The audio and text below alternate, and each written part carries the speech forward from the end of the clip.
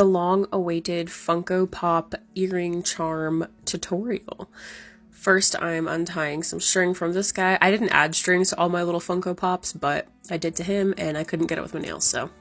Unfortunately, you can't stick an O-ring in them, so I used these little wires, and you're going to want to bend one halfway over at the end, and then you should be able to stick it through the back hole, and then like a fishing hook, just kind of pull it through the other side of the hole.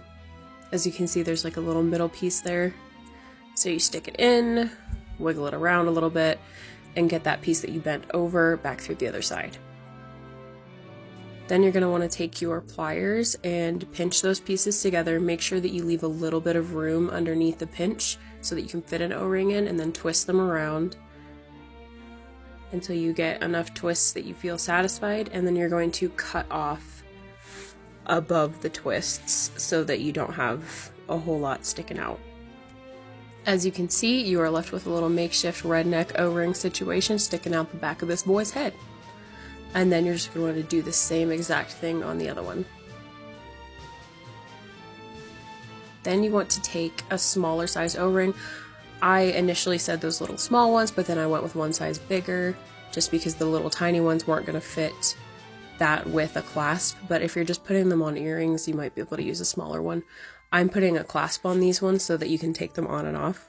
So get your O-rings out, and then you're going to put them on top of the redneck O-ring that you put on the back of their heads.